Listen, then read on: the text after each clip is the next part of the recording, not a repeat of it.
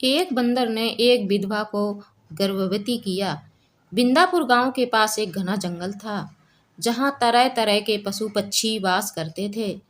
इस जंगल के किनारे पर एक छोटी सी झोपड़ी में एक विधवा स्त्री सुनीता रहती थी।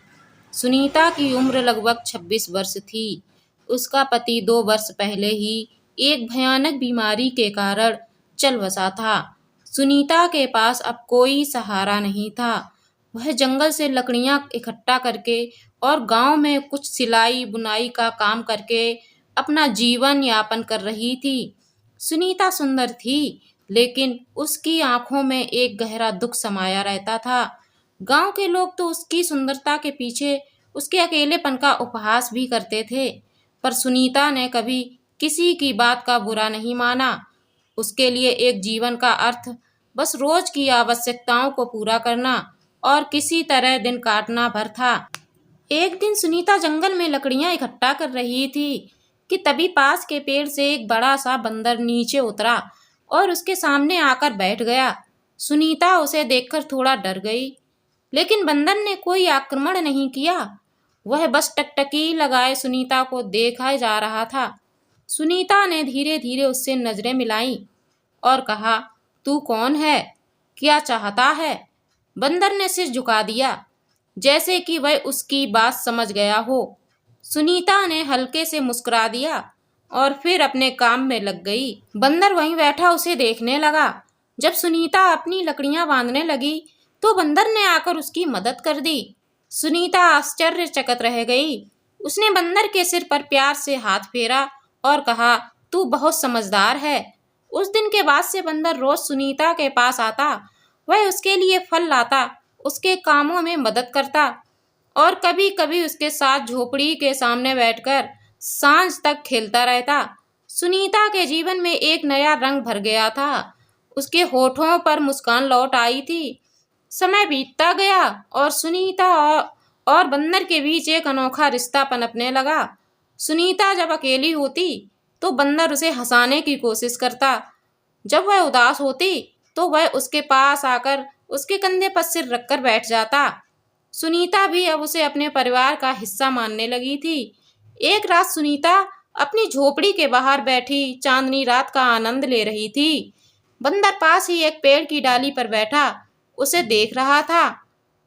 सुनीता ने उसकी ओर देखा और मुस्कुराई। तू मेरे साथ हमेशा रहेगा ना? सुनीता ने पूछा। बंदर ने धीरे से उसकी ओर छलांग लगाई और उसके पैरों के पास बैठ गया। सुनीता ने उसे अपनी गोद में उठा लिया और प्यार से उसके सिर पर हाथ फेरने लगी। उस रात पहली बार सुनीता को अपने अकेलेपन का एहसास नहीं हुआ। दिन बीतते गए और सुनीता और बंदर का रिश्ता और गहरा होता गया। एक दिन सुनीता बीमार हो गई। उसे तेज बुखार था। वह झोपड़ी में लेटी थी और बंदर चिंतित होकर उसके पास बैठा हुआ था। उसने जंगल से कई तरह के फल लाकर सुनीता के सामने रख दिए। सुनीता ने मुश्किल से आंखें खोली और धीमे स्वर में कहा, तू मेरी इतनी चिंता क्यों करता है? बंदर ने उसकी आंखों में देखा। उसकी आंखों में एक गहरी आत्मीयता थी, एक ऐसा प्यार जो शब्दों से परे था। सुनीता ने धीरे से उसका हाथ थामा और सो गई। बंदर रात भर उसके पास बैठा। कुछ दिनों बाद सुनीता स्वस्थ हो गई। अब वह बंदर के बिना एक पल भी नहीं रह सकती थी। दोनों एक दूसरे की आदत बन चुके थे। सुनीता के मन में यह भावना घर करने लगी कि यह बंदर कोई साधारण प्राणी नहीं है। उसमें एक आत्मीय स्पर्श था, जैसे कोई पुरानी आत्मा उसके जीवन का हिस्सा बनकर लौटी हो। एक रात मूसलाधार बारिश हो रही थी। सुनीता झोपड़ी में बैठी थी और बंदर उसके पास आकर बैठ गया। बिजली की चमक में सुनीता ने देखा कि बंदर की आंखें गहरी और चमकदार हो गई थीं। सुनीता उसके सिर पर हाथ फेरा और कहा, क्या तू हमेशा मेरे साथ रहेगा? बंदर ने धीरे से उसकी गोद में सिर रख दिया। सुनीता की आंखों में आंसू बहने निकले। उसे महसूस हुआ कि उसके जीवन में जो रिक्त थी वह अब भर गई है। उस रात उसने बंदर को सीने से लगा लिया और पहली बार उसे एक अजीब सी आत्मीयता का एहसास हुआ। समय बीता, लेकिन सुनीता को अब अपने शरीर में एक अजीब परिवर्तन महसूस होने लगा। उसे मछली आने लगी, उसकी भूख बढ़ने लगी, धीरे धीरे उसके शरीर बदलने लगा। सुनीता ने गांव की दाई से सलाह ली तो दाई ने कहा, सुनीता तू गर्भवती है। सुनीता यह सुनकर अवाक रह गई। उसने दाई से कहा, यह कैसे संभव है, मेरा तो कोई पति नहीं है। दाई ने उसकी आंखों में देखा और कहा, पर यह सच है सुनीता। सुनीता उलझन में पड़ गई। उसे याद आया कि उस रात जब उसने बंदर को अपने पास सुलाया था, उसके मन में एक विचित्र शांति और आत्मीयता का एहसास हुआ था। क्या यह संभव था कि बंदर ही उसकी कोख का कारण हो सकता है? यह सोचकर वह डर गई और उलझन में पड़ गई। सुनीता अब हर दिन बंदर को देखती, पर अब उसके मन में भय और संकोच था। बंदर पहले की तरह ही सुनीता के आसपास घूमता रहता था, उसकी मदद करता था, पर सुनीता के मन में अब कई प्रश्न उमड़ने लगे थे। क्या यह प्रेम था? क्या यह कोई चमत्कार था, या फिर कोई अभिशाप? क्या बंदर वास्तव में एक साधारण प्राणी था, या फिर कोई देवता? सुनीता इन प्रश्नों से घिरी हुई थी, लेकिन उसके पास कोई उत्तर नहीं था। सुनीता अब गहरे द्वंद्व में थी। गर्भ ठहरना कोई साधारण बात नहीं थी। गांव में यह खबर धीरे धीरे फैलने लगी थी कि सुनीता गर्भवती है। गांव की औरतें और आदमी उसके बारे में तरह तरह की बातें करने लगे। एक विधवा के गर्भवती होने का क्या मतलब है? किसका पाप है? यह कहीं जंगल का कोई राक्षस तो इसके सपनों में नहीं आया? सुनीता इन बातों से परेशान थी। वह जानती थी कि उसने किसी पुरुष के साथ कोई संबंध नहीं बनाया था, फिर भी यह गर्व, यह कैसे संभव था? उसे बार बार वही रात याद आती थी जब मूसलाधार बारिश के बीच उसने बंदर को अपनी गोद में सुलाया था। उसके बाद ही उसके शरीर में यह बदलाव शुरू हुए थे। एक दिन सुनीता झोपड़ी के बाहर बैठी थी। बंदर पास ही एक पेड़ की डाल पर बैठा उसे देख रहा था। सुनीता ने उसकी ओर देखा और कहा, क्या तू जानता है कि मेरे साथ क्या हो रहा है? बंदर ने टकटकी लगाकर उसकी आंखों में देखा। उसकी आंखों में वही गहरी चमक थी जो उस रात थी। सुनीता ने आंसुओं से भरी आंखों से कहा, मैंने तुझे प्रेम किया है, लेकिन यह कैसे संभव है कि तू मेरे गर्भ का कारण बन गया? बंदर ने धीरे से झोपड़ी के सामने आकर उसके पैरों के पास बैठ गया। उसने अपना सिर सुनीता की गोद में रख दिया। सुनीता ने उसकी पीठ सहलाई, लेकिन उसके मन के प्रश्न अभी भी अनुत्तरित थे। गांव वालों को यह जब पता चला कि सुनीता गर्भवती है तो उनमें हलचल मच गई। गांव के पंचायत ने सुनीता को बुलाया। गांव के मुखिया ने कड़े स्वर में पूछा, सुनीता सच सच बता, तेरे गर्भ का पिता कौन है? सुनीता सिर झुकाकर खड़ी रही। कुछ क्षण बाद उसने कहा, मुझे नहीं पता। पंचायत ने कहा, तू झूठ बोल रही है, बिना किसी के संयोग के गर्भ कैसे ठहर सकता है? दूसरी औरतों ने कहा, जरूर इसका किसी के साथ गुप्त संबंध रहा होगा।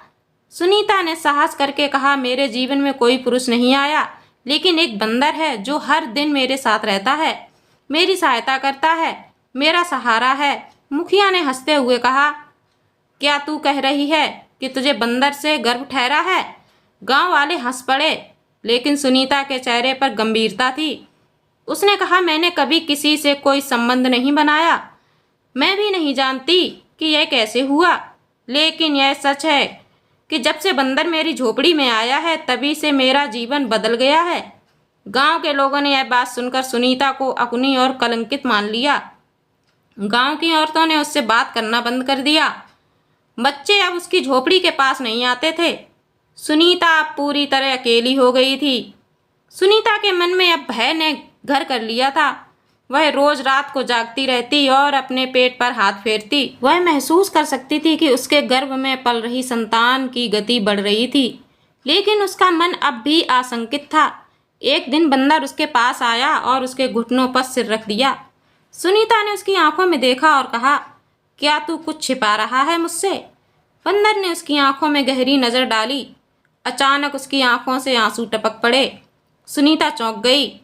तू रो रहा है? बंदर ने धीरे से उसका हाथ पकड़ लिया। सुनीता ने महसूस किया कि उसके भीतर एक गहरी आत्मीयता है, लेकिन इससे पहले कि वह कुछ और समझ पाती, बंदर अचानक उठकर जंगल की ओर भाग गया। सुनीता ने उसे आवाज दी, कहा, कहाँ जा रहा है तू? रुक। लेकिन बंदर ने पलट कर नहीं देखा। सुनीता हतप्रभ होकर बैठ गई। अगले दिन गांव में एक सिद्ध संत आए। लोगों ने सुनीता की स्थिति के बारे में संत को बताया। संत ने सुनीता को अपने पास बुलाया। संत ने उसकी ओर देखा और कहा, तेरे गर्भ में जो पल रहा है वह साधारण संतान नहीं है, यह किसी विशेष आत्मा का परिणाम है। क्या तुझसे कोई पशु जुड़ा है? सुनीता ने सिर झुकाकर कहा, एक बंदर मेरे जीवन में आया था, वह मेरी देखभाल करता था, लेकिन अब वह चला गया है। संत ने गहरी सांस ली और कहा, यह कोई साधारण बंदर नहीं था, यह एक दिव्य आत्मा थी। किसी ऋषि के श्राप के कारण उसे बंदर का रूप मिला था, लेकिन जब उसने तेरे साथ प्रेम का अनुभव किया तो उसका श्राप टूट गया। सुनीता ने विस्मय से संत की ओर देखा, तो क्या यह संतान दिव्य है? संत ने कहा, हाँ, यह संतान मनुष्य और पशु के प्रेम की संतान है, लेकिन इस संतान के जन्म के साथ ही एक बड़ा संकट आएगा। यह संतान स्वयं के अस्तित्व के लिए संघर्ष करेगी। सुनीता ने भय से कहा, कैसा संकट? संत ने कहा, यह संतान विशेष शक्ति के साथ जन्म लेगी, लेकिन इसे पाने के लिए अंधकार की शक्तियां सक्रिय हो जाएंगी। तुझे अपनी संतान की रक्षा करनी होगी। सुनीता की आंखों में डर और आशंका थी। उसने कहा, लेकिन वह बंदर कहाँ गया?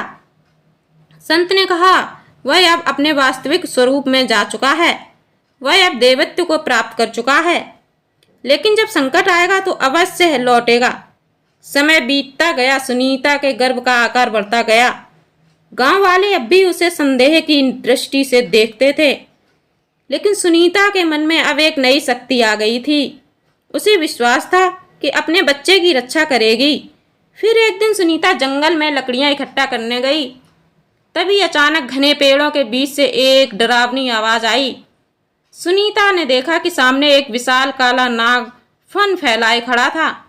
सुनीता ने भयभीत होकर पीछे हटना चाहा, लेकिन नाग उसकी ओर बढ़ने लगा। सुनीता ने घबराकर आंखें बंद कर लीं। तभी अचानक हवा में एक हलचल हुई। सुनीता ने आंखें खोली तो देखा कि सामने वही बंदर खड़ा था, लेकिन इस बार उसकी आंखों में एक तेज चमक थी।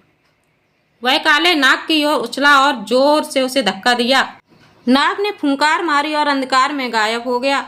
सुनीता कांपते हुए बंदर की ओर देखा। बंदर ने उसकी ओर देखा और उसकी आंखों में वही आत्मीयता थी, लेकिन उससे पहले कि सुनीता कुछ कह पाती, बंदर फिर से जंगल की ओर भाग गया।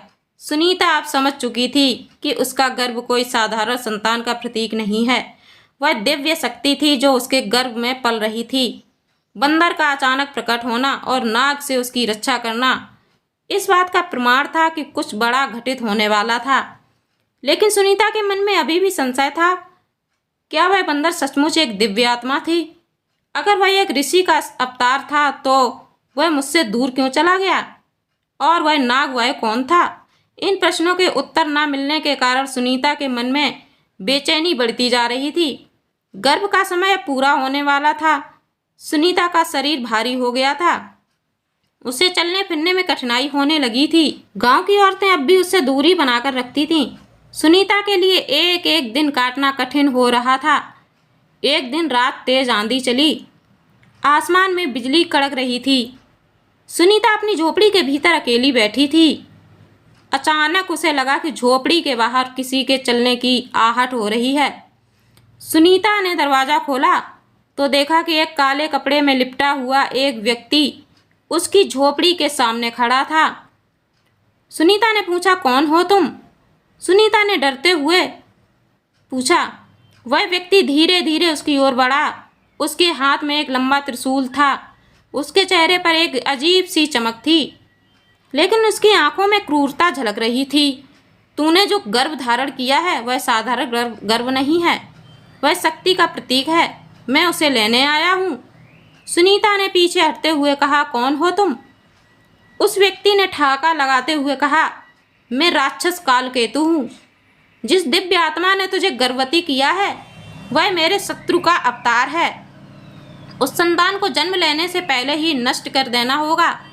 उसे जन्म लेने दिया तो सृष्टि का संतुलन बिगड़ जाएगा। सुनीता कांपने लगी। उसने अपने गर्भ पर हाथ रखा और कहा, तुम मेरी संतान को नुकसान नहीं पहुंचा सकते। उसने जोर से ठहाका लगाया और कहा, मुझसे बचना असंभव है। वह सुनीता की ओर बढ़ ही रहा था कि तभी जंगल के भीतर एक गर्जना सुनाई दी। सुनीता ने देखा कि अंधेरे में दो चमकीली आंखें चमक रही थीं। एक काले बादल की तरह कोई आकृति सामने आई। वह वही बंदर था। बंदर ने एक छलांग लगाई और सीधे कालकेतु के सामने आ खड़ा हुआ। उसकी आंखों में अग्नि जल रही थी। उसके शरीर से प्रकाश की किरणें फूट रही थीं। कालकेतु ने त्रिशूल उठाया और बंदर की ओर चला दिया। बंदर ने जोर से गर्जना की और कालकेतु पर छलांग लगाई। दोनों के बीच भीषण युद्ध छिड़ गया। सुनीता भयभीत होकर अपनी झोपड़ी के द्वार पर खड़ी सब कुछ देख रही थी। बंदर ने अपनी पूंछ से कालकेतु के त्रिशूल को जकड़ लिया और उसे हवा में उछाल दिया। कालकेतु ने क्रोध में आकर बंदर पर प्रहार किया, लेकिन बंदर ने बड़ी फुर्ती से वार को टाल दिया। अचानक बंदर ने कालकेतु के सीने पर जोरदार प्रहार किया। कालकेतु जमीन पर गिर पड़ा और दर्द से चीखने लगा। तभी आकाश में बिजली कड़की और एक दिव्य प्रकाश फैला। कालकेतु का शरीर जलने लगा और वह धुएं में बदलकर अदृश्य हो गया। बंदर ने सुनीता की ओर देखा। उसकी आंखों में एक गहरी शांति थी। सुनीता ने डरते हुए कहा, तू कौन है बंदर? बंदर ने धीरे से उसकी ओर बढ़कर उसकी हथेली थामी। तभी बंदर के शरीर से एक दिव्य प्रकाश फूटा और वह एक सुंदर युवक में बदल गया। सुनीता हतप्रभ रह गई। उसके सामने एक सुंदर दिव्य युवक खड़ा था। उसके शरीर से तेज श्वेता झलक रही थी। उसकी आंखों में करुणा और प्रेम की गहराई थी। मैं कोई साधारण बंदर नहीं था सुनीता। मैं ऋषि अत्रि का पुत्र हूँ। मेरे ऊपर श्राप था कि जब तक मैं एक स्त्री के प्रेम में परीक्षा पास न कर लूँ, तब तक मुझे पशु योनि में रहना होगा। सुनीता ने हैरानी से पूछा, तो फिर तुझे मुझसे प्रेम क्यों किया? उस युवक ने कहा, क्योंकि तेरा प्रेम निश्चल और निस्वार्थ था। सुनीता, मुझसे बिना किसी लालच के प्रेम किया। यही कारण है कि मेरा श्राप समाप्त हुआ।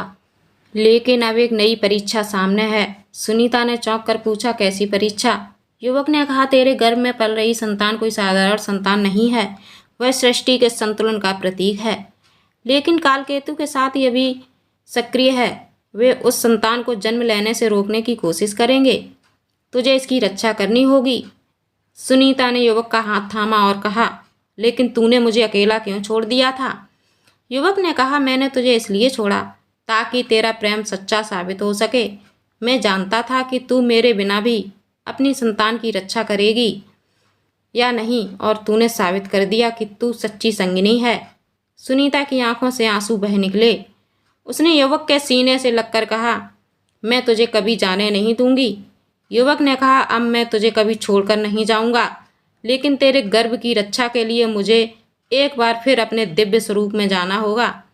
मैं तब लौटूंगा जब तेरे और तेरे गर्भ के जीवन पर खतरा मंडराएगा। सुनीता ने घबरा कर कहा, लेकिन अगर तू चला गया तो मैं अकेली कैसे रहूंगी? युवक ने उसके चेहरे को दोनों हाथों से लेकर कहा, तेरे मन में जो शक्ति है वही तेरी रक्षा करेगी। मैं तेरे साथ रहूंगा, भले ही तू मुझसे देख ना सके। युवक ने धीरे से सुनीता का हाथ छोड़ा और फिर से एक तेज प्रकाश में बदलकर बंदर के रूप में लौट आया। बंदर ने सुनीता की ओर अंतिम बार प्रेम से देखा और जंगल की ओर दौड़ गया। सुनीता वहीं बैठी रही। उसके मन में भय और प्रेम दोनों का मिश्रण था। वह जानती थी कि जो संतान उसके गर्भ में पल रही थी वह अब केवल उसका भाग्य नहीं थी, वह संतान सृष्टि के भविष्य की रक्षक थी। सुनीता के गर्भ का समय पूरा हो रहा था। उसके भीतर शरीर में हलचल बढ़ने लगी थी। गांव के लोग अब भी उसे शंका की नज़रों से देखते थे, लेकिन सुनीता के मन में अब कोई भय नहीं था। उसे विश्वास था कि उसकी संतान का जन्म एक दिव्य उद्देश्य के लिए हो रहा है। एक रात सुनीता को सपना आया। उसने देखा कि एक गहरी गुफा के भीतर एक बड़ा काला नाग उसकी संतान को निगलने की कोशिश कर रहा है।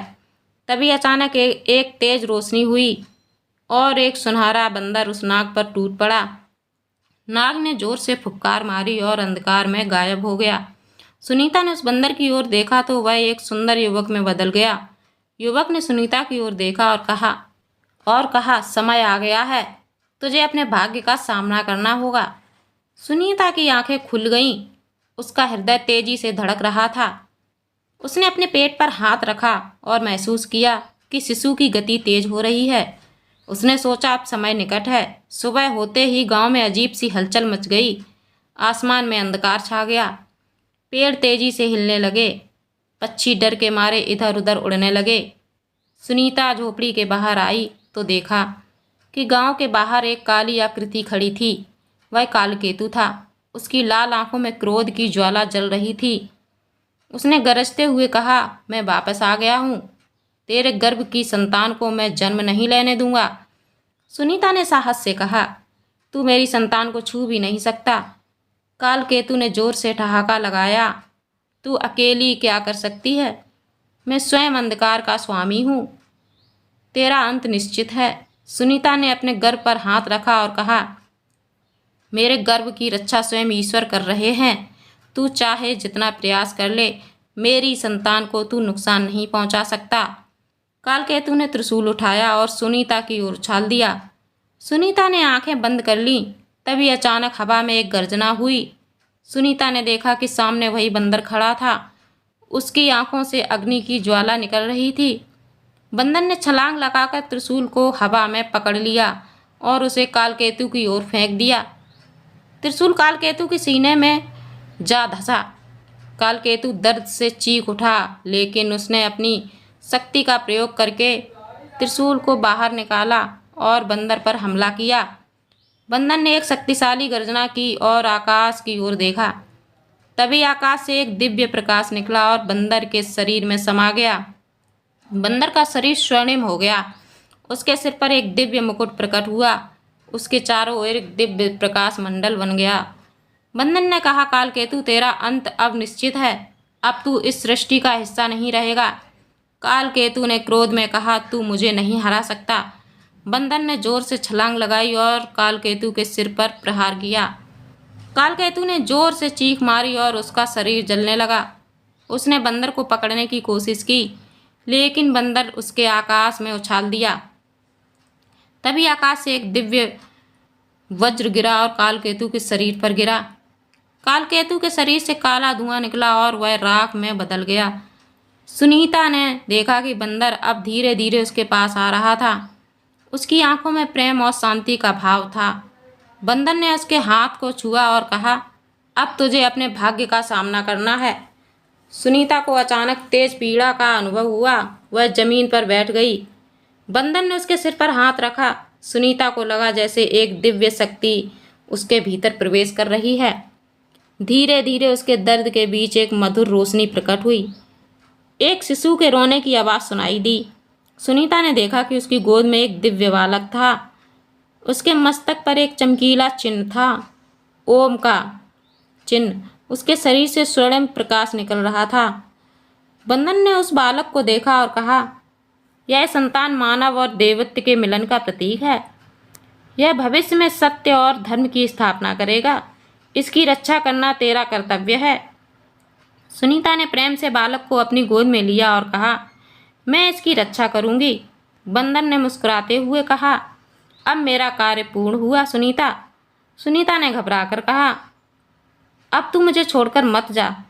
बंदर ने कहा, अब मुझे अपने वास्तविक स्वरूप में लौटना है, लेकिन जब तुझे मेरी आवश्यकता होगी मैं अवश्य लौटूंगा। सुनीता की आंखों से आंसू बह निकले। उसने कहा, तू कौन है? बंदर ने कहा, मैं ऋषि का पुत्र हूँ, लेकिन अब मैं तुम्हारे जीवन का रक्षक बन चुका हूँ। जब इस बालक पर संकट आएगा मैं अवश्य आऊँगा। सुनीता ने बालक को गोद में लिया और कहा, मैं जानती हूँ कि तू मुझे अभी कभी अकेला नहीं छोड़ेगा। बंदर ने उसकी ओर प्रेम से देखा और धीरे धीरे स्वर्णिम प्रकाश में लुप्त हो गया। सुनीता ने आसमान की ओर देखा और महसूस किया कि अब उसका जीवन एक नई दिशा में बढ़ चुका था। सुनीता ने उस संतान का नाम अविरल रखा। वह बालक असाधारण था। उसके शरीर से दिव्य आभा निकलती थी। गांव के लोग जो पहले सुनीता को कलंक मानते थे, अब उसे देवी की तरह पूजने लगे थे। सुनीता ने अविरल का पालन पोषण अत्यंत प्रेम और साहस के साथ किया। उसे विश्वास था कि जिस दिन उसके पुत्र के सामने कोई संकट आएगा, उस दिन वही दिव्य बंदर उसके सहारे के लिए लौटेगा। बंदर का प्रेम अब सुनीता के जीवन का अभिन्न हिस्सा बन चुका था। प्रेम, त्याग और दिव्यता की यह कथा युगों युगों तक लोगों को प्रेरित करती रही। अगर वीडियो अच्छा लगा हो तो वीडियो को लाइक और चैनल को सब्सक्राइब जरूर कर लीजिएगा। मिलते हैं अगली वीडियो में। जय महाकाल, हर हर महादेव।